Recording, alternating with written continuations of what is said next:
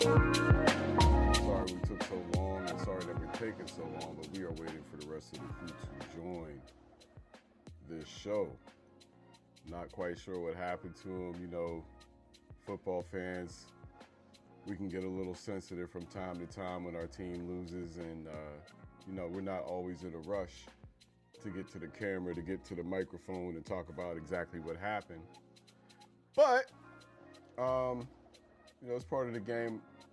Our guys are professionals, and they should be with us here shortly. Looks like we got Joey Flosa in the building, who just walked away from his camera, so we'll give him a second to walk back to his camera so y'all don't have to see him walking around his bedroom while he's grabbing his equipment. Pause. But Joey Flosa's in the building. We're going to go ahead and bring Joe Flo on the camera here in just a second. I imagine D Brown and Cliff will be with us shortly. We had a heck of a game in Detroit tonight. Man, I'm a Jahmyr Gibbs fan. Joey Flo joins us. Joe will be able to hear us real well and converse with us in a moment. But Joey, how you doing tonight, brother? Hey man, it's not the best of nights. I will say this, but hey, nice job, South Canada. The best thing I can say about it, South Canada, Michigan, is that your 70-year championship drought is going to continue this year. You ain't making the playoffs. All right. See this America right here. All right. This isn't South Canada. All right. I'd rather be dead in Texas, in America, all right, than live in South Canada. So, hey, man, y'all enjoy this. Okay. Y'all have fun with it.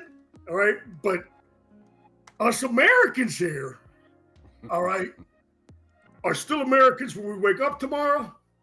All right, you guys can deal with 12-foot snow drifts, okay, and not winning a championship for 70, as we say down south, 70 years, because that shit's going to continue this year. Meanwhile, if the Philly Eagles go 10-7 and the Dallas Cowboys go 10-6-1, ooh, what happens then? We win the division.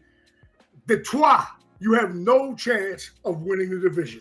See, my guy, Zen, his Pittsburgh Steelers, they still win the division, right? Y'all can't. You can't and you ain't. It's not happening. So, if we're on the couch, y'all damn sure will be too. But yeah, man, that was a tough one. That was a tough one, man. Can and should are two different things. We're not here to talk about the Steelers today. We're here to focus on the Dallas Cowboys. I got my own wounds to lick. No, the Steelers deserve respect too. However, again, I grew up fearing the Steelers, hating the Steelers, knowing we couldn't beat them. It was the only team. Like I saw like the game that vibrates on the metal thing, and you had the Steelers and the Cowboys and all the pieces were vibrating shit. And I was like, damn, we can't beat them on the vibrate game, much less real life. I mean, that was the team that I just feared, right? I had a Super Bowl 13 program, and I just poured into that thing as a kid, as a third grader, right? And the Steelers were it was like, man, they're really good. We just couldn't beat them. We got a little measure of revenge in the 90s, win by a couple scores, but hey, I feel like that because Zen, my man, you're a West PA guy. That's not something to take lightly. All right? It's the cradle of quarterbacks. It's a big football deal. The Steelers are always going to get that respect from me. Probably more than they get from you and other Pittsburgh fans, I bet. I mean, respect always, but respect only takes you so far. And you can't rest on your laurels. Ain't that the truth? You can't rest on your laurels as long as we've been resting on our laurels. And you have to recognize the time for change in any organization, any business. Change is a key ingredient. That's tough because I love Tomlin. It's tough. Right. But you know what's crazy about that, Zen, is that I'm a football historian, right? And so I had a bet with a friend of mine because a friend of mine, right, was like, man, Tomlin's not all he's cracked up to be. I'm like, I can't believe you're saying this. Like, I practically worship the guy, right? He was like, he only has one Super Bowl. And I swore up and down, me being a football historian, was like, no, he's got two. I'll bet you 50 right now. And I was like, damn, he only does have one. Yeah. Right? And my man was like, nah, keep the 50. I'm like, fuck you. Here's your 50. Kiss my ass. That was right? The team that had won the year before. So Cowher wins, I believe, in 95. The next year, I believe Cowher's gone. Tomlin comes in. They don't win that season, but the next season they win. So he's still got a very young Ben Roethlisberger in his prime. After that win against Seattle, Arizona. I think Arizona was the one that he won. After that win against Arizona, the James Harrison game. Yeah. The James Harrison game. Greatest defensive play in Super Bowl history. What James Harrison did. Him and Rodney, not related, both need to be in the Hall of Fame as far as I'm concerned. But again, you're right. I didn't mean to get too far off topic. Facts, though. Maybe Coach Schottenheimer is developing a deal where they're going to at least be competitive. Yeah. Even in down years, we'll see. He's a West PA guy. We'll see. It's just the ability to be able to at least show up and say, hey, we're going to be representative. And yeah, man, that game probably wasn't a 2-score game. We know what happened with the refs, but who cares?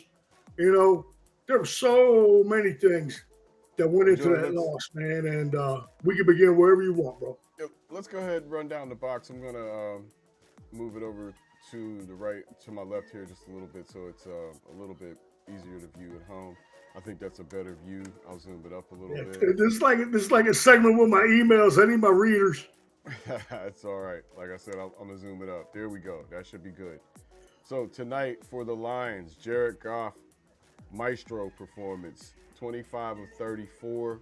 That's incredible. 309 yards on 25. That's 9 yards per play. Not, monstrous, but very respectable at 9 yards per pass. 1 touchdown. He ended up with a rating tonight of 111. Only took 1 sack. The Detroit Lions broke a trend. Say again? Jamar Gibbs ran for under 4 yards carry and they won. Yeah, I'm going to get to the rushing statistics here in just a second. Detroit rushing. David Montgomery, 6 carries for 60 yards. He averaged 10 yards per carry tonight. His longest was for 35 and a touch. Jahmyr Gibbs, 3 touchdowns. He had 12 carries for 43 yards with a long of 19, but Jahmyr Gibbs also had a great deal of receiving yards, and we'll get to his receiving statistics here next. Jameson Williams, and this can't be okay. This is carries. Jameson Williams, the receiver, also had a carry. No need to mention that. Moving on to Detroit receiving. Jameson Williams, 7 receptions for 96 yards. He was putting it on the Cowboys secondary all night long. Amon-Ra St. Brown wasn't necessarily expected to play tonight. Don't forget about the sun god. Hey, he must have took that injection because he 6 for 92 tonight. Jahmyr Gibbs, the running back, 7 receptions for 77 yards. Jahmyr Gibbs tonight combined for 130 yards, 120 yards total between receiving and rushing. But it felt like a lot more to me, honestly. My favorite back in the league against that Cowboys he's your defense. Guy. What did you think of that? He's your guy, Joe. He's your guy, and I was petrified of him. I think he's the best back in the league. I think the guy's dangerous. He can run inside, he can get to the boundary, and like I was saying, somebody he can catch too. And that's like I was worried about a lot of screens. The Cowboys, as a Rockers, did a real good job sniffing out a screen early on because I thought the screen game was really going to hurt him. But it didn't matter, man. Gibbs, the thing about Gibbs that makes him so different than other pass-catching backs, he goes out into the pattern. You know, he extends out into the pass like shit. It's another receiver we got to cover. It's not like when they, send fucking 6'9" fucking Skinner out there at offensive tackle when they put him in the fucking slot or something. Like this Gibbs guy is dangerous, right? Like he's again, man. I think he's the best back in the league. A special football player. And you saw that Montgomery was like, hey, whoa, don't forget about me. All right. I mean, Montgomery's a tackle breaker. That's what you want. Guys that can beat cats to the boundary. Guys that can beat fast cats to the boundary, which the NFL is full of. Guys that can break tackles, which the NFL is full of good tacklers, right? When guys can do shit like that, they're special. I mean, it was a complete, just the way that they overhauled that thing, with Coach Campbell, Granbury, Texas, just southwest Fort Worth. The way he overhauled that thing, man, was first, they said, man, we're going to run it, and we're going to run some more, and we're always going to be able to run it. And the crazy thing about tonight, as we welcome on my man's, there he is, Cliff, all right? There he is, the guy in the building out there in that Los Angeles. What Campbell said is we're going to run it philosophically, which got them to, the 15-2 last year and then made them competitive the previous year and has them somewhat competitive this year. And they came out tonight in the first half and were like, oh. And he's calling plays now. And they were like, oh, you expect us to run it, huh? And they didn't run it much in the first half at all. But you knew when they got that lead and when they had that lead, you already knew what time it was. And a lot of times the Cowboys stood up against it. Again, man, like you said, the sun god, he killed them on critical plays. That bastard. I mean, that guy killed them. He's such a good football player. He's so dependable. He's always where he needs to be, and he gets you more than just the catch when he catches it. And they played really well, but I'm going to say this before I throw it back to the distinguished members of the panel, including my man Cliff that just joined us, to train some hoes. And I'm going to root for their demise for the rest of the season because that's how I feel right now. F them. Continue that 70-year drought and enjoy it. There you have it. But I'm going to say this before I toss it to Cliff. Amon-Ra St. Brown has 46 touchdowns in that uniform before the age of 24. He needs one more to tie Barry Sanders. He's got 5 more games in this season. Your thoughts on Amon-Ra? He is the tip of the spear, if I may interject and say. Tip of the spear. Your thoughts on Jahmyr Gibbs tonight versus the Dallas Cowboys defense and what the Dallas Cowboys defense did well and failed to do? Well, I mean, from my vantage point, it was early and often, man. Like, they set the tone early.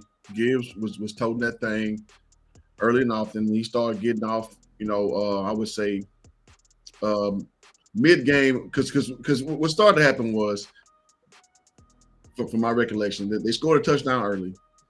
And then, like, we started this catch-up bullshit that we always do. This is circa 2021 and beyond, where we always playing from freaking behind, man. Mm-hmm. And what I call them mediocre teams do.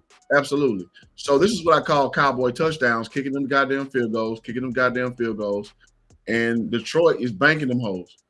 And I know we're a come from behind team and all that shit, but you know that the air was out the game in the first half, and I got to give Gibbs a lot of credit, man. He was toting that bitch over and over and over, and demoralizing any type of situation we had where we could kind of like control the football game, and that's our problem on the road. This has been the whole thing. You have to be like 1-5 on the road. This is what we do on the road. Now I know we got Quentin Williams, we got Overshown back and all that, and it was great, man. We had 2 great home wins against 2 of the best teams, formerly in the last 5 years in the NFL. But like now when it's time to go on the road, when it's money time to go and handle business, Gibbs, no, they control them. I mean, I don't know what the time of possession is, but I bet dollars of donuts is in the favor of the Lions. So like y'all said, the sun god Amon Ra, for you guys who know that esoteric, world, man, he was everything for them. When they need a big play, this motherfucker wide, buck open, move the chains. And shout out to, rest in peace, to our guy Richard Walker, move those chains. Like it was like, in the old movies when the dollars like roll, like blowing up the street and the kids chasing it and chasing it and chasing it. That's what we were tonight. Like we couldn't not get our footing. It's like the money was there, but we studied chasing and chasing and chasing and chasing, meaning that the Detroit Lions control the line of scrimmage. They control the Where was that soft middle? Huh? Where was that soft middle? What? Where was the that soft middle of Detroit's line? We didn't see it tonight. Yeah, correct. So our flashpoint or like victimhood point that we were supposed to beat them, because football, sports in general is a game of matchups. We didn't exploit it. So I didn't see where this O-line was deficient. Jared Goff dealt the whole game. Gibbs looked like a man the whole game. Amon Ra, who's supposed to have his, this foot injury, dealt the whole game with no Laporta. Like, I didn't see a drop-off. So ultimately speaking, to answer your point in totality, Zen, I don't even know Gibbs total, but all I do know is when they needed yards, this motherfucker was breaking that bitch open. They controlled the clock. And at no point, if I'm a Detroit fan, did I feel any heat from us? I just didn't. And that was very surprising because again, I landed here. I know our road streak is very low. I mean, because our road, record is terrible, but we're supposed to be a new team since about 4 weeks ago. And that momentum that we've carried since Las Vegas, I didn't see it tonight, man. It was damn embarrassing, man. I think what happened tonight, Cliff, was as anticipated to the degree that you had two teams fighting for their playoff lives, and it was going to be a lively fight. And I think that's what we saw. Even though Detroit jumped out early, Dallas made some key mistakes early. In the first half, they were looking not so bueno. You knew this was going to turn competitive at some point, and it did. And I almost thought watching Dak run that 2-minute offense at about the 6-minute mark in the fourth quarter, the thought occurred to me they should have been running this probably for the whole second half.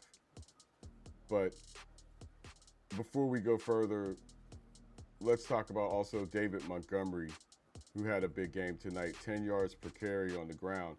Again, we got to talk about the Dallas Cowboy defense giving up big chunks of ground yards to this Detroit rushing game. Joey, your take on that? I mean, it was very disappointing. And, they got away from a lot of 5-man fronts, right? Which, okay, no, you got to mix it up. But, I would even say in that regard, man, they just underperformed, up front.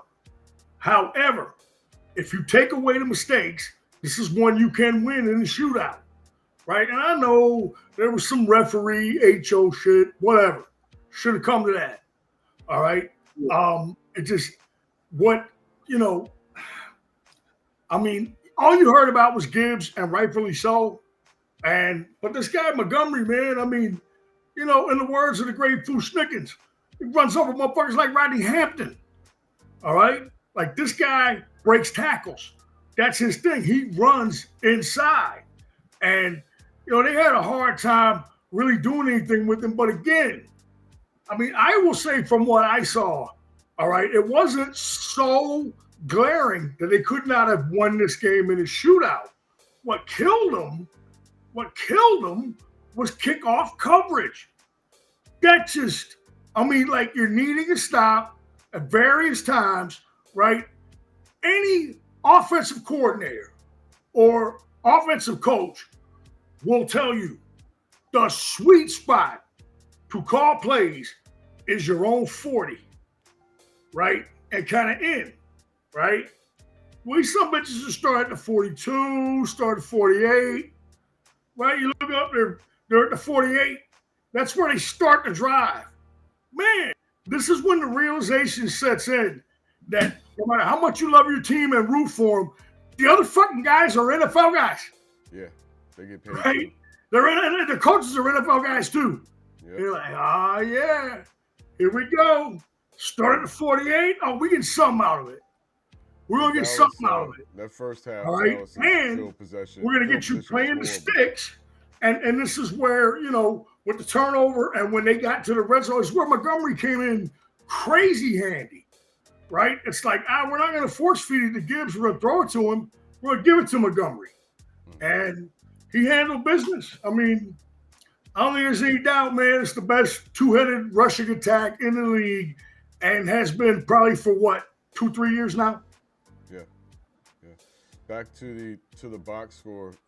Quickly on Detroit receiving now versus the Dallas Cowboys secondary. Jamison Williams, we briefly touched on, 7 for 96. He averaged 13.7. Amon-Ra St. Brown, 6 for 92 for 15.3 yards. Gibbs himself, 7 for 77. What's your take on what the Detroit receivers were able to do against the Dallas secondary today? Man, they got real creative, man. They got Jamison going with that gadget play. Amon-Ra, again, he just opened at every it seemed like every important play, Amon-Ra was open and moving the chains. And it exposed, all the critical plays. Absolutely. He was open on all the critical plays. All of them. And kind of apropos of the Cardinals loss, your boy Bland got put on his head again. Got hit with that. Bland lost his footing, and that boy touching his ankles like he had Magic City, you know what I'm saying, coming to the stage. Had to go. Donald Bland. Had to go. You know what I'm saying? So, I'm going to head out. Do we know what the injury was? You know what I'm saying? What'd you say, Zen? Do we know what the injury was to Bland? I don't know. He got put on his goddamn head, though, by that route. I seen that. We all know this guy's so much better in the slot. You know what I'm saying? Yeah. And listen, let's be real, okay? He's a good, solid boundary corner, but that spotlight, man, when you're out there on that boundary, going up against the Z playboy. Coming to the stage. That's a whole other level. So whole other level, man. But man, please continue, man, because I don't want to get off into the Bland shit. But you're right, man. Please continue, Cliff. I mean, because again, man, as much credit as we given Eberflus, we see the deficiencies. I mean, and listen, man, I don't know where Trayvon Diggs is right now in his recovery process, or just attrition process of where he is as far as the skill level and his talent level to where we expected. Because one thing is for sure, two things for certain. Him and Bland ain't those record-breaking season interception guys no more, right? So now we got Revel coming out there, and he had a long day. And to the point of the whole question of the segment, listen, man, they made him work. And they look like, again, not having their all-world tight end, Laporta, you couldn't have tell. Like, I don't even know the stats of the game. I usually, had those on deck. I just came back from the bar. But with all that being said, I mean, did they embarrass us deep? They embarrassed us in the intermediate. They embarrassed the run game. It just was everywhere where there was opportunity, they found it. And kudos to coach having them prepared, man, because we damn sure wasn't. What the thing is they need to do, all right, in terms of that secondary and a few other positions on the defense, all right, is eventually, right, like, here's the thing. Bland and Diggs are both prototypical when they play on the boundary, right corners, all right? That's not the glue guy, all right? The glue guy is your left corner, okay? Bland is being forced to play left corner. All right, as I said before, him and Diggs are both prototypical right corners. All right, so they're going to have to make a decision there, and it works so much better when Bland is in the slot. What I'm hoping is that Ravel, who is very aggressive, very physical, all right, that he can evolve, and they've been playing him all over the place, by the way, since he came back. And yeah, he got a PI penalty, but shit, you know what they say about salesmen? Salesmen have the most cancellations. All right, when you're out there isolated against the big boys, you'll get a PI every now and then. Okay, and that happens, man. I like this physicality. I like him sticking his nose around the ball. What I'm saying, long story short, and tying it into what they did, against the receivers tonight. That situation, okay, that's one that's going to change over the coming years. All right. Some of these stiffs that are out there right now, or even some of your solid players that are playing out of position, there's going to be new guys. There's going to be new cats that come in. And at that LB position too. All right. And at that defensive end position too. Okay. New cats are going to come in right now. Again, as hard as it is to say, it's a learning process. And yes, I think it's a great point, the Detroit Lions were very hungry tonight, playing, match TV at home and so forth. They're fighting for their lives. I still don't think they're going to get in. All right. I still think they'll be sitting at home when it's all said and done. The Cowboys have a better chance to win the division again. What we got to look for is 2-3 from the Eagles. And that's possible. And we get to 10-6-1, but that's another story. The secondary was not, and I'm going to land it like this. Secondary was not helped out by the pressure at all tonight. I mean, you go from 20-plus pressures against KC, and I understand that KC was missing people, and it's been difficult for their whole line. But damn, all we heard about was how soft Detroit was in the middle, right? Yep. Didn't see it. And we didn't see the pocket collapse to give guys like Fowler and Raku and Williams and other guys to get around the corner. All right. And yeah, not having Clowney hurt. Everything hurts all the fucking time. Everybody's missing guys. That's life. Ultimately, right. All right, this was a tough one to take because Detroit kind of took your lunch money again a little bit. But you know what? Back to the grind. You gotta win out. You got to hope for some help. And again, if not, you're going to find out who you have now that you can use going forward of your young players and who needs to head on down the road. Well, folks, there you have it. Joey's take on that secondary and how they fared against the Detroit Lions tonight. Not so bueno. Not so bueno at all. Dak Prescott had a decent game. Nobody's going to call it a great game. 31 for 47, 376 yards, an average of 8 yards per pass or per reception. 1 touchdown, two interceptions. Gave up 5 sacks for 50 yards. Not good. He wasn't great tonight. And he wasn't great tonight. Most importantly, unfortunately for him, we lost CeeDee Lamb to a concussion as he was having a very, very hot night for Dak. Going to Cliff, your perspectives on CeeDee Lamb and Dak tonight, the two of them. Yeah, man, part of me, wants to be realistic. And realistically speaking, if we had CeeDee Lamb, results may vary. Because what we saw, in the second half is just like Lanoy became basically the main topic by virtue of neglect, by virtue of broken plays. Lanoy was a guy. And I'm here to tell you, ladies and gentlemen, if Lanoy is our main target, we're not going to win very many football games through our passing attack.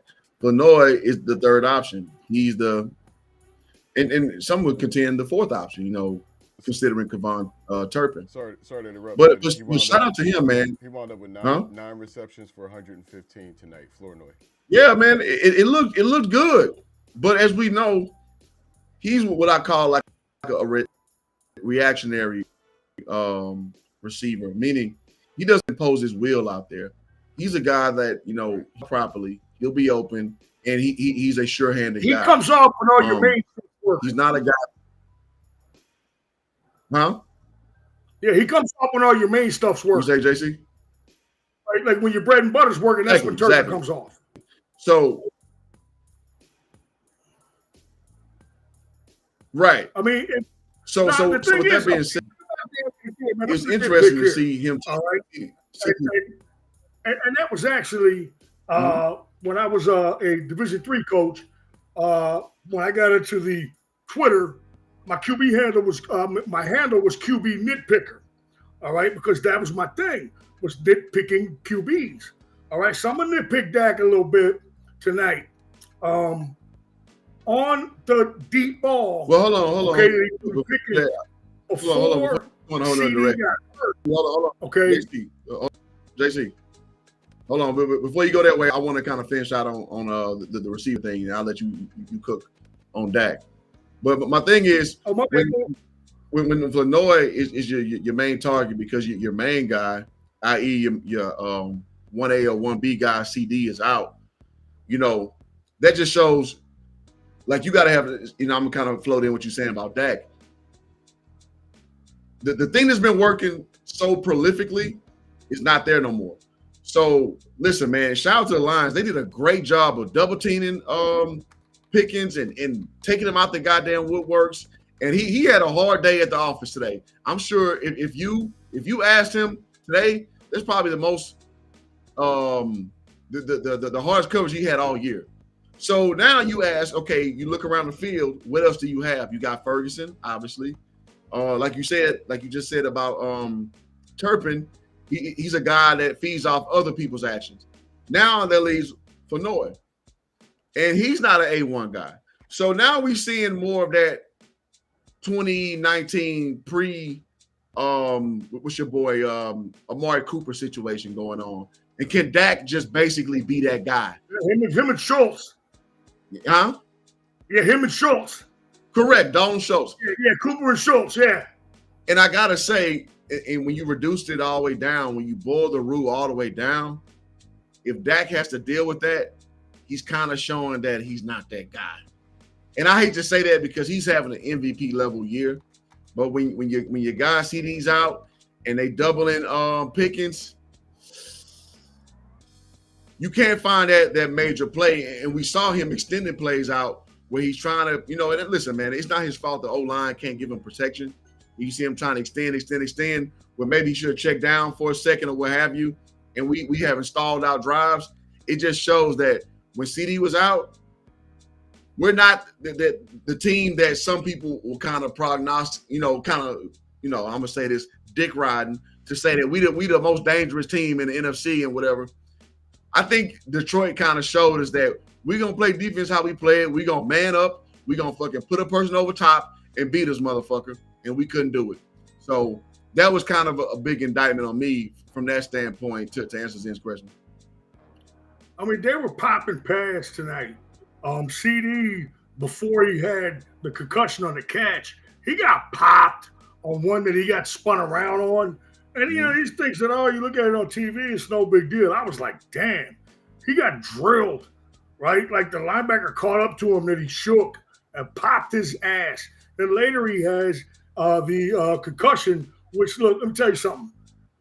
The worst concussion that I ever got was slowing up to catch a pass, right? When I'm going full speed forward, right? And I try to scoop it and came up hard, hit the back of my dome on the turf, just lunged forward. I mean, that rung my bell. Okay, now here's the thing. And again, I'm going to nitpick a little bit. All right, this is just how pro football is and how it is. Everything affects everything.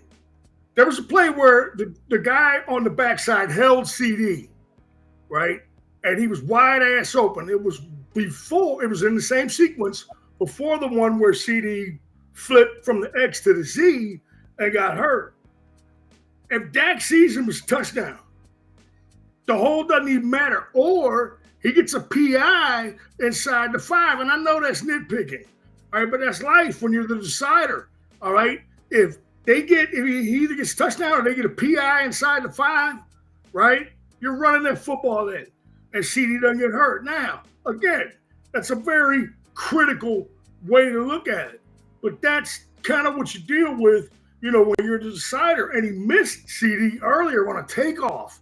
Backside X takeoff. Like, that's Dak's money throw. He sticks that one right here, and you walk in. I've seen it so many times, really from both sides, right? And Sedarian was wide ass open. And for some reason, he airmailed it to the sideline. He puts it out in front of him, and he catches that one at the 5 and walks in, waving. Right now, again, this is being hypercritical. He made some big plays for the Cowboys to keep them in it. It was just the thing tonight was ultimately it was a collapse really on all sides. Everybody kind of chipped in, okay, in terms of contributing to this one. First, I think one of the things that you think about with the Dallas Cowboys is their propensity for horrific penalties, right? Just awful penalties. And when Pickens got the PI, the hands to the face to Hutchinson was completely legit. It was a good call, right? And so, the Cowboys looking at first to go with the 2. And instead of a field goal, they're going to get a touchdown going in. And so, again, man, everything affects everything. It's a different kind of football game. But, hey, they got work tonight, and they still got some cats they got to flush out real quick before I land the plane. I think that, what you're seeing with Ferguson, and this is not throw him under the bus, but fuck that. Again, when you say no disrespect, that's get ready because disrespect's coming.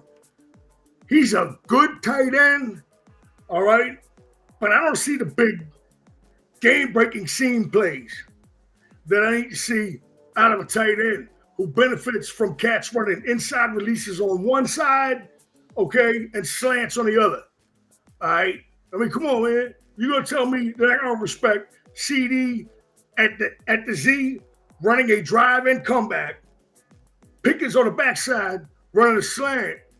Man, you got to hit some of the banana routes, some stretch the field type shit, okay? Because we all know you are a functional to below functional blocker at best. And, he had to fumble tonight, and I don't want to seem like I'm picking on him. But again, we got to realize what people are, okay? Their offense was good enough tonight. Defense was not. Special teams, kick coverage was not. Their field goal kicker was excellent. Their punter was good. He's punting the hell out of the football.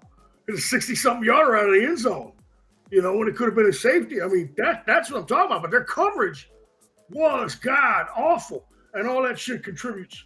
All of it does. And so what's going to happen before I land the plane is you're going to flush guys out. Not only are you going to flush guys out that are starters, you're going to flush guys out that are backups in that play on special teams with hungrier guys and better guys on your coverage outfits.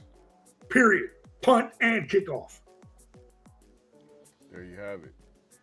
Folks, some more interesting statistics from tonight's game before we throw it off to our man Cliff. The Cowboys, 25 first downs versus Detroit's 20. That's pretty surprising in a loss. You'd expect to win. That's mind-blowing.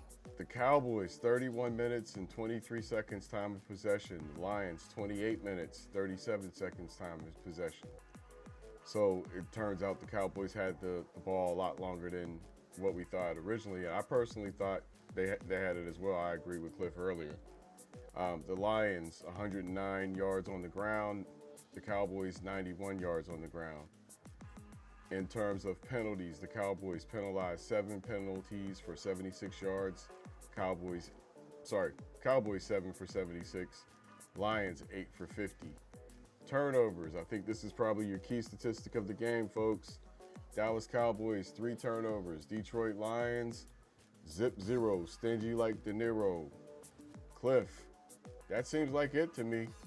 That and the ineptitude on offense in the first half, but what say you? Yeah, man. So kind of, I guess, addressing them point by point. It seemed like they had the ball forever because they had meaningful play the whole time.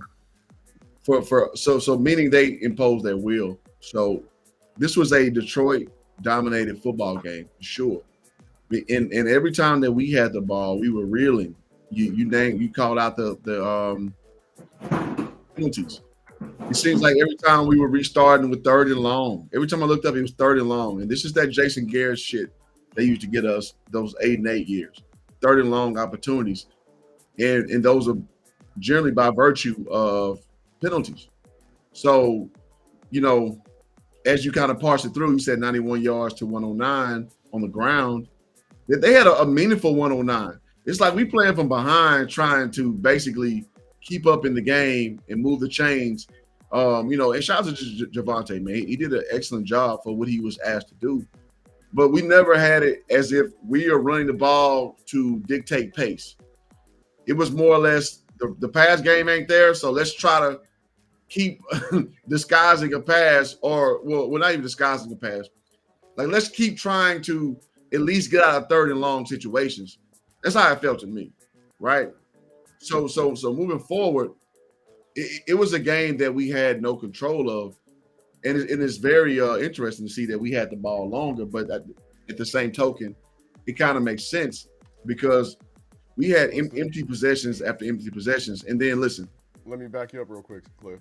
Go ahead. The statistics back you up. 3rd down efficiency for the Cowboys, 6 for 15. So 15 3rd down possessions. That's horrible. The Lions only had 8 3rd down. And they started out hot on 3rd down. Correct. That's crazy. They started out hot on 3rd down. So you guys had almost twice as many 3rd down possessions as the Lions did. So yeah, so to my point, to me, it felt like we were playing on our heels the entire time. So yeah, we're counting stats with our run game, and yeah, we're getting to 3rd down. But like Detroit, it felt like Detroit was kind of lulling us into that every time. It never felt like we had a game-breaking possession that we can proverbially take the top off of what's going on, and that's what showed. And then moving over to the turnover thing, yeah, man, that's everything, man. And listen, we lost by 2 scores. It probably was more like 1. But to turn the ball over that many times and still be in it, I mean, that's something to glean from that. If we're gonna go forward, because I know it's always the roughest position is to have a stake in more victory land. But there is something to glean from that. Because listen, you turn the ball over 3 times, you're not going to be in a football game, period. Especially this late in the season. You know what I'm saying? Like, that's the recipe for failure. But I guess I'm going to say all that to say this. When we were kind of, playing around with this, Jerry Jones big trade, damn, do we got something going right now? Or is this a down the line move? I think today showed that this is probably a next year thing. We had a great run. We beat 2 really good football teams, but we got on the road, which has been our bugaboo all year long. We've shown that we ain't ready. Even with the addition of Quentin Williams, with the addition of Hook, whatever his fucking name is from goddamn the Bengals, and Overshown, we still don't have an identity offensively. And ultimately, and I don't even want to say this because, listen, man, I'm supporting QB1, but you know what I'm saying? This separates motherfuckers like Mahomes when all shit ain't going right. And listen, bro, I got y'all on my back, literally. Dak still ain't got that yet. And I hate to say that out loud. I really hate to say that out loud because he's playing lights out this year. But when the chips are down, when we on the road, when we getting the penalties, when things ain't going our way, because we had like 2 penalties that were horrible, in my opinion. One of being Ferguson with the push off that they called, and then one when Pickens got his tugged on, and they didn't call that shit. You know what I'm saying? But at the end of the day, and JC know this just like I know it, when you leave it up to the referees, my boy, you're in a bad position. You go out there, you whoop their ass to remove all doubt, and we not there yet. I landed there. Detroit never trailed in the game. If I could, Joe. They never trailed. If I could. We talked about offense, defense. We talked about the team statistics. I wanted to talk about the Dallas Cowboys organization now and where they go, what changes need to be made on a whole. At this point, I'm sure you guys saw the statistics were announced that you now have a 9% chance of making the postseason. 9%. So I'm sure this is probably the time when there's going to be a lot of resignation, a lot of reconciling to that fact. So looking forward, you talked about some of the problems on defense. Personally, if I'm going to give out grades today, I'm going to say your receiver core is an A+. Right from the top to bottom, I saw nothing but excellence from that receiver core today. That's your strongest suit. Ride it till the wheels fall off. Correct. Javonte Williams is serviceable. I don't think this team needs a spectacular running back the way it's set up. Dak Prescott is playing MVP caliber football, with the exception of, maybe today was not his best game with 2 picks. The defensive front seven is not putting pressure on the quarterbacks, and that lends itself to pressure on the secondary and also on the run stoppers. So I think the linebacker core is unremarkable. The front four is better.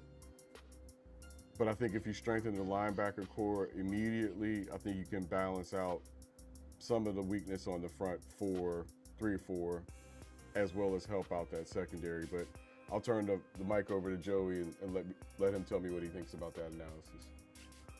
Fortification. I mean, it's as presently constructed, not a Super Bowl team. Right. All right? Doesn't mean that they can't, benefit from an Eagles flopping. If they go 10-7, the Cowboys go 10-6-1, and they can get in. But as presently constructed, you need more guys. And that linebacking core is something that our guy DB has talked about for a long time. And not only that, this year's draft, okay, it just so happens that it's deep in your stand-up guys. Your traditional linebackers all the way through. Like there's a couple of guys that are first-round type guys as traditional stand-up, signal calling, outside or inside linebackers. The kid from Oklahoma, the kid from Ohio State, and I'm talking about not the pass rusher who's going to go top 5 or maybe first, but the other kid that's more of a stand-up guy, right? There are guys there, and not only that, there's later guys. There's guys that are going to be available in later rounds, like the kid Rodriguez from out of Texas Tech, right? Like, all he does is make plays. He's the guy that's going to be around for you in the 5th round. So what you need to do, you need to hit on some of these 5th round cats, okay, at linebacker. Or just buck up and draft one in the 1st round. You need more help at corner. I'm sorry, you just do. Like Ravel, unsure about Diggs, waiting to see. Think Bland is solid, but he's got a specific type role, okay? This kid from Indiana would be a good mid-round corner to pick up, okay? These are the types of guys that you need to hit on, all right? You need to hit that defense with fucking waves of reinforcement where guys play not only, 19, 20, 25 plays on defense as rookies, but they're out there for all 20 special teams plays that you have. You know what I'm saying? All 15 to 20 special teams plays that you have to make your coverage units better, make your return units better, okay?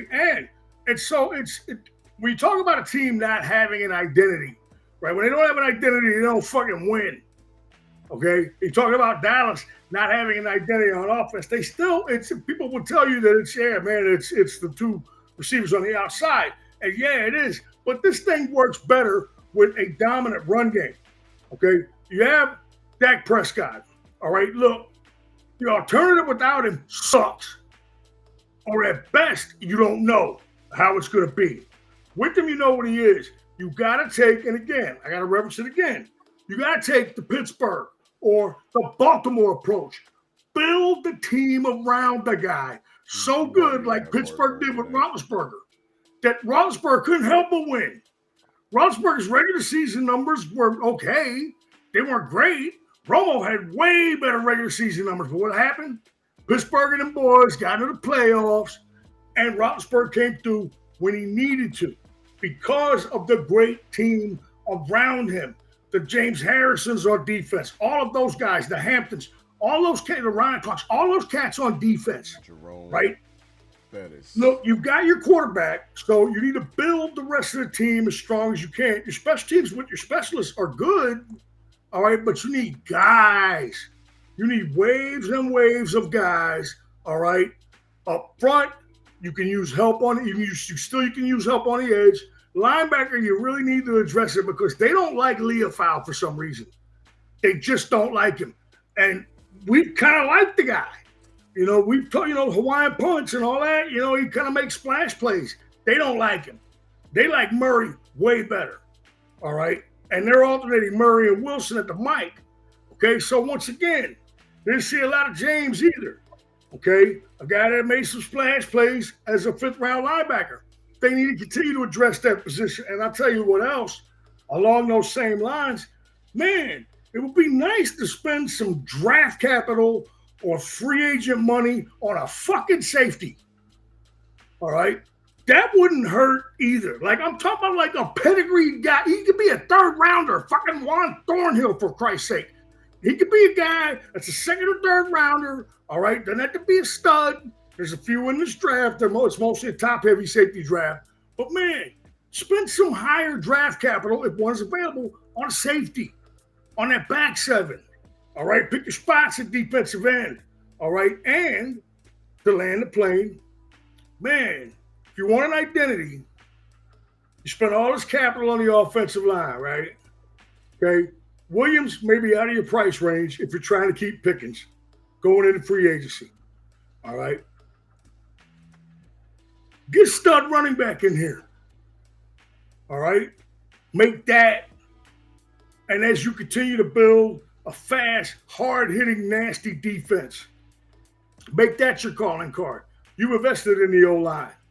All right? You're trying to be a physical football team. Despite the loss tonight, I saw some good things in terms of the boys getting physical, pads popping, and showing that they were kind of grimy. I like it. You know what I'm saying? Screw Detroit. They had one coming. They got over on us again. That's life. All right? You need more guys. Fast guys. Hey, Cliff, how about this? How about some Louisiana, Florida, and some Texas guys? How about that? Some Georgia guys. Absolutely. You know what I'm saying? Let's get some cats in here. You know what I'm saying? Let's get some nasty ballers in here on that defensive side of the football. Cliff, you have a 9% chance of making the postseason. You're a basketball fan. Your name is Hoop Jargon, goddammit. You play basketball. Mm-hmm. Do you go for it? Do you still hold up hope with that 9%, or do you begin to prepare for the future and informally tank? Well, they said that 3 weeks ago we were at 10%, and it flushed from then. Today's loss obviously put it right back down to the starting point. I guess I lament to like a year when the 7-9 Seahawks made the playoffs. That it's still scenarios where you still can get in. So going back 3 weeks ago, we talked about, when the big trade happened for Quentin Williams, and Jerry Jones had this, Cheshire cat smile about, I got some trades coming. Then the first one, Logan Wilson dropped. Everybody's like, okay, that's solid, but we just lost to the Cardinals. What does that even mean? And then he dropped the Quentin Williams joint. Everybody's like, oh shit, that's a hell of a trade. So we was like, okay, we got 2 of the best teams in the NFL coming up back to back. So what does that even mean? Is that a later, ramification, or is it a right now ramification? So when the numbers start to shake out to the point of question, that 10% started to jump up a little bit. We beat the Eagles, down 21-0. And last, Thursday for Thanksgiving, it jumped way up. I'm not sure the percentage when we beat the Chiefs. So things changed. Now, I don't know how, the thing parses out as far as us getting to the postseason now as things currently stand. But I'm just like, I look at things with 2 schools of thought. If the number says, like I said on the show a few weeks ago, so you're saying there's a chance, I'm like, hey, ball out. Man, let the chips fall where they may, and goddamn it, if it wasn't enough, it wasn't enough. This is where the second school of I was gonna say this is where the Steelers and the Cowboys differ, because the Steelers are obviously headed in the wrong direction, and I think the Cowboys. Y'all about to get rid of y'all coach. Yeah, you guys. Y'all about to get rid of y'all you coach. guys are on the upswing. Despite this loss, you're on the upswing. We're on the downswing. For sure. So my other school of thought is, do you understand that this is low key? I know it sounds like some loser shit. A net positive though, because we have something like you. To your point, you just said we have an upward trajectory. Now I know most fans ain't trying to hear next year because it's a lot of next years have occurred since 1996 to now. But this may be the ultimate next year situation because we have the remnants of a new identity defensively. We're going to come back with most likely the best or top 3 offense coming back. So again, it's like, what master do you want to serve, or what master do you want to listen to? Because the natural order is we want to win right now. And they showed us beating the Chiefs. They showed us beating the Eagles. They're like, damn, it's not audacious to like, yo, I want to win this bitch right now. But today kind of, level set us again, like, okay, this may be a year 2 thing. Yeah. You know what I'm saying? Yeah. But I always thought that in the back of my head. So so I landed here. I never really got ahead of my skis, but I was open to the optimism of us going on this crazy run. So with that being said, we'll see. We'll see, man. I'm not going to be too fucked up if we don't make it to that next level and be, a playoff, contending team, because I know all things, we got a hell of a lineup coming back next year. That's for damn sure. I think this is the nature, again, of being a mediocre and middling team. I mean, it's playing good and winning, right? Like, hold on, Joey. That's good for your organization, period. No matter what it is. Hold on, right? Joey. Oh, one mic, y'all. One mic. You got your headphones, Joey? No, I'm not rocking them right now. Can y'all not hear me? No, you can't hear us. It takes you about 6 seconds to hear us say anything. So if you have your headphones, good time to try them out. Looks like D Brown is joining. Oh, snap. They're right over here. Coming in at the end. D motherfucking Brown in the building. What's up, man? Man, the floor is yours, man. Open mic. Say what you want to say. Tough loss. Too many self-imposed, self-inflicted mistakes to get a game of that magnitude. You had 2 desperate teams that were going to bring it. It was the high-scoring affair that I thought it was going to be. But for that offense to come away with, like Cliff would say, the Cowboy touchdowns, which is the field goals, versus the tubs in the first half. But just the collective, bad effort of penalties and the defense, not getting the critical stops when they needed to. Just the combination of all that stuff turned the ball over. I think they lost the turnover battle, 3-0. Against a team that is as good and as desperate as you were, you got what you got. This was the game when we were talking about, running the table. This was the one that you were wanting to get if that were going to be a reality. But in the end, I'm not as fucked up about it as I would be probably beforehand, because I knew this was a really tough game to get. But I caught the end of what Cliff was saying about the next year thing, and mind you, I've been on that refrain for several weeks. You see the glimmers of hope. You see the opportunities there after the three-game win streak, and particularly having come back like they did against the quality of opponents that they did in Kansas City and Philadelphia. But they have a minuscule chance, but I'm not counting on that, and I never did. I do think, to be perfectly honest with you, I think things are still going to be interesting for this team in terms of this year, because I don't think Philly is going to, finish this year in any position of strength, which will give Dallas some opportunity, because, Dallas is probably favored in the games that they're going to play the rest of the season. So we'll see what happens there. Small chance, but not counting on it. But I do like again, what I heard the last part of what Cliff said in terms of what they're looking for next year because of what they're bringing back. They got a lot of critical, talented pieces that are already under contract. Of course, we've all known what it'll mean in terms of they bring back Pickens and Aubrey. And I have to emphasize before I land it, Aubrey's every bit the priority that Pickens is. I want to be clear on that. How many points did he score today? That was very evident tonight. He is a different cat in terms of the weaponry that he presents when you cross the 50-yard line. Actually, when you get to the 50-yard line. And so, I know he's 31 and he's an older guy, and kickers, have their windows and they come and go. We saw that with the great Dan Bailey. For years, he was as reliable get.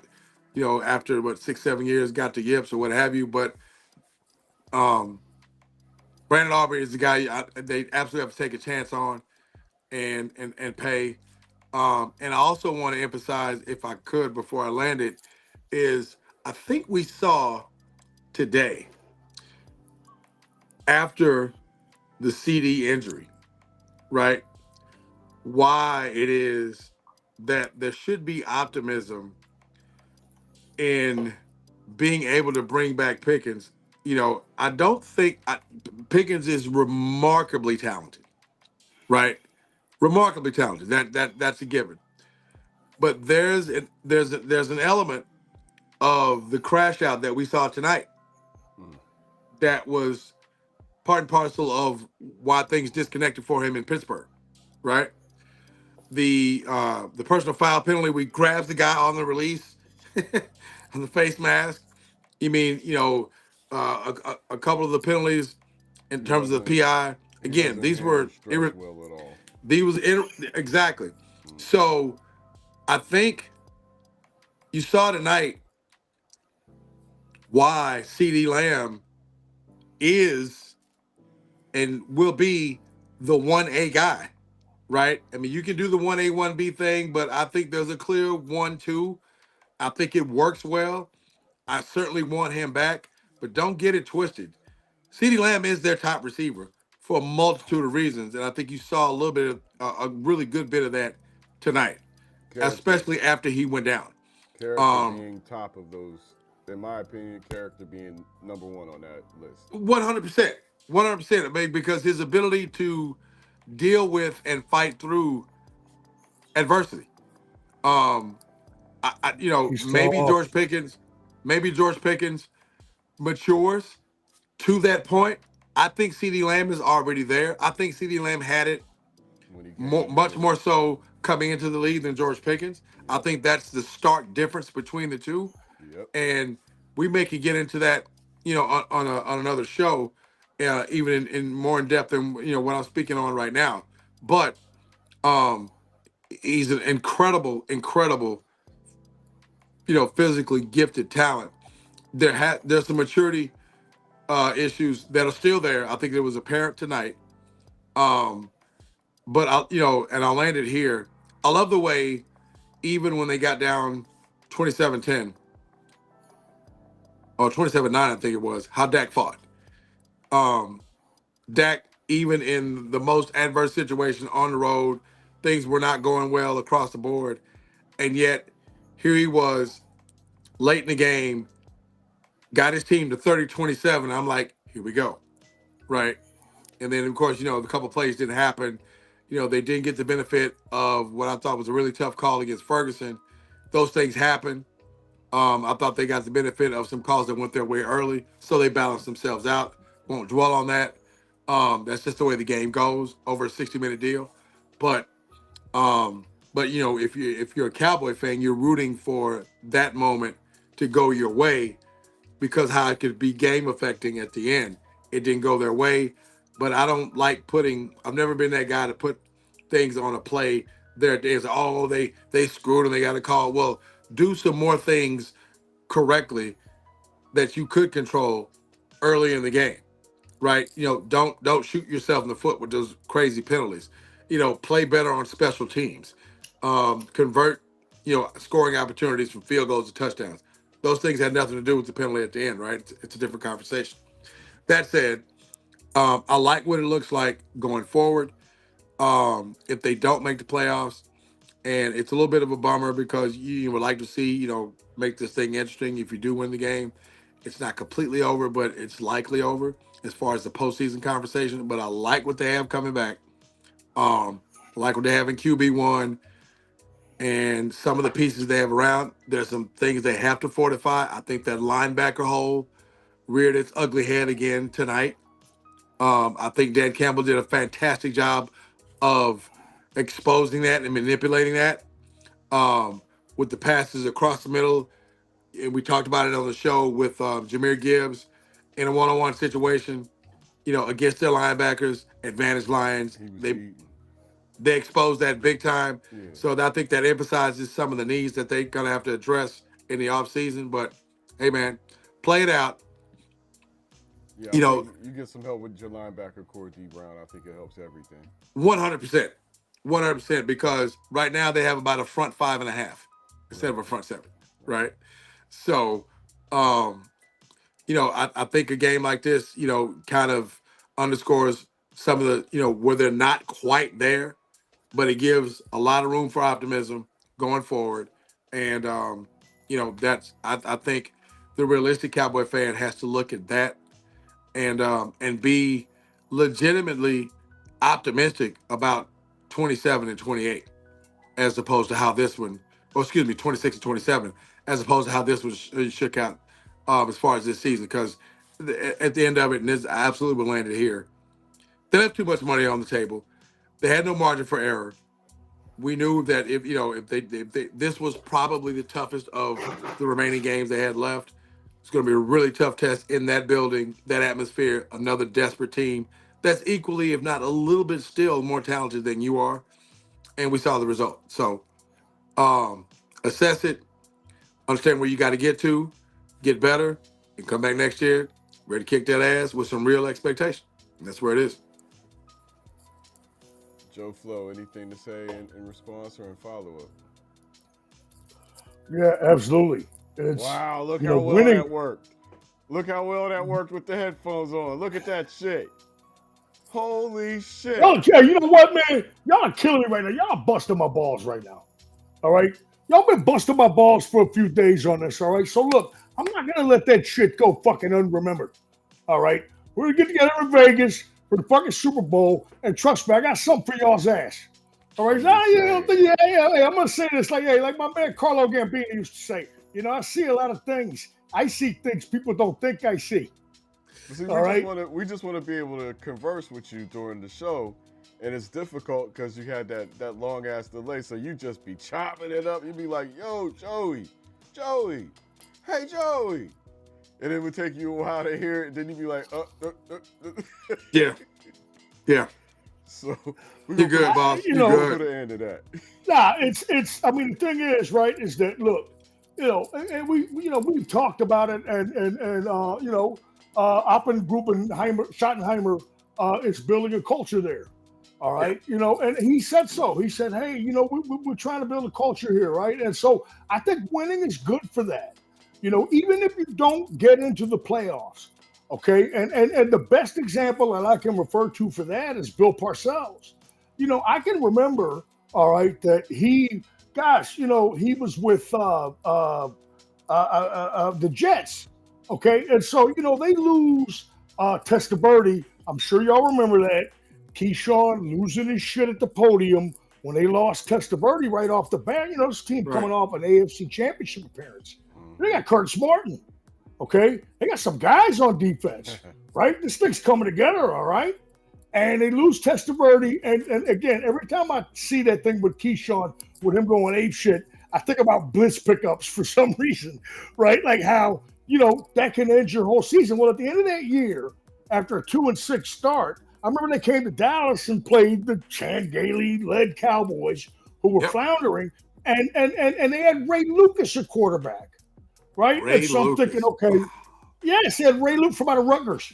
I remember. I'm just like, wow. I mean, again, Parcells, Jersey guy. Oh, Lucas, I like you. You're a Jersey guy. Let's go play. And he beat the fucking Cowboys. with nothing, quote unquote, nothing to play for. Cowboys are struggling for their playoff lives, right? And again, so you carry that shit forward. You know what I'm saying? And so, for Schottenheimer to put a spin on this, right, man? Yes, absolutely, man. Line it up and go.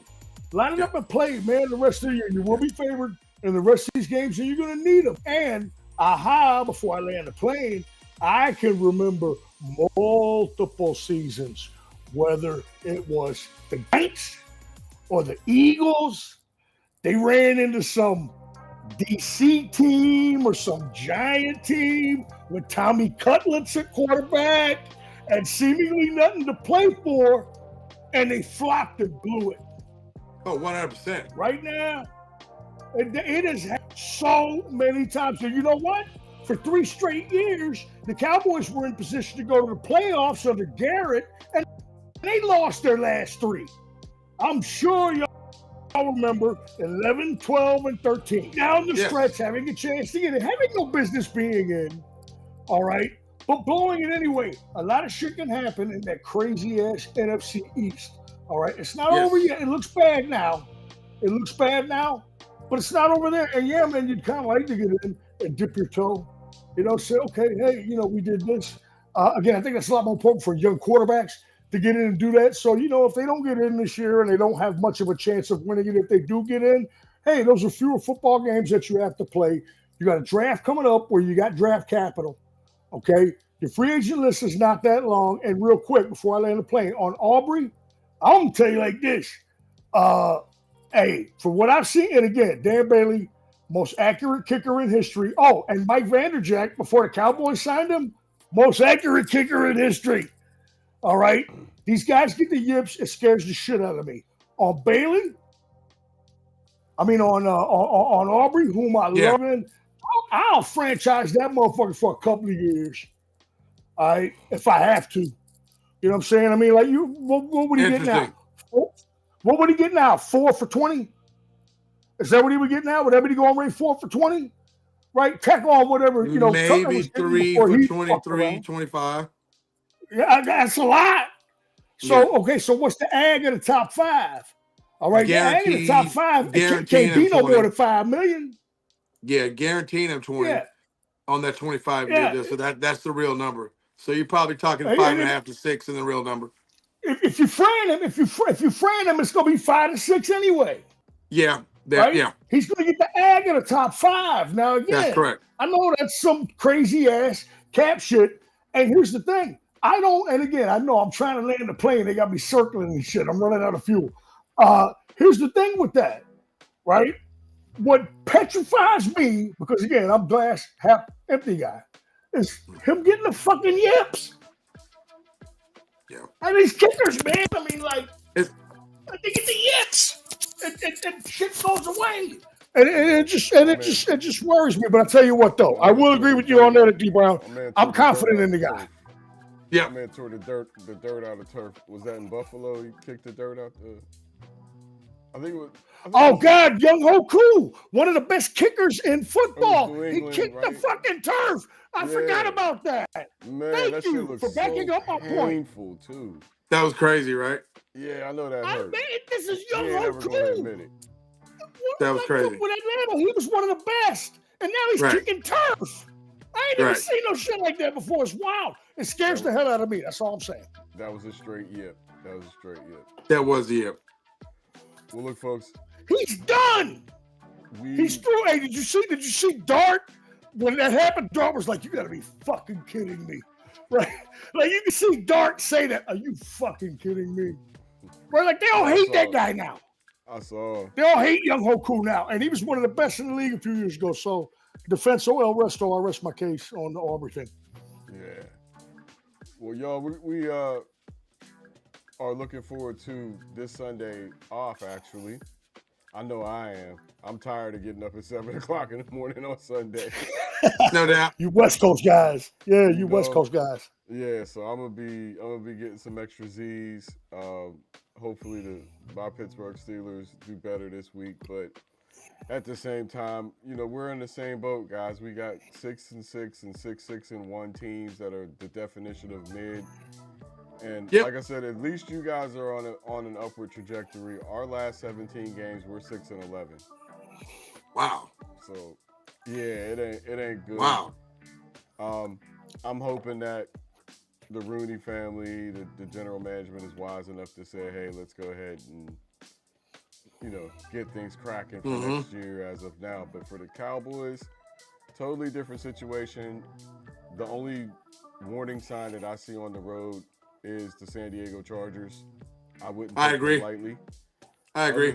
Other than that, every game on your schedule is winnable, and including the San Diego Chargers game. Yeah. Every game. Oh, no doubt. And we need to pull for them on Monday night against the Eagles. We need them to win that game against the Eagles on Monday. And what matters is, at the end of the day, a little luck and winning percentages. So, There you go. a 9% chance is better than a no % chance. But this is your man Zen Master, along with my co-host D Brown up here, Joey Flo down here. Pardon me, Joey Flosa. And this has been Straight No Chaser. We'll see y'all on the next trip. Fellas, pass the Peace. Pass the joint. Smoke some. On the next go round.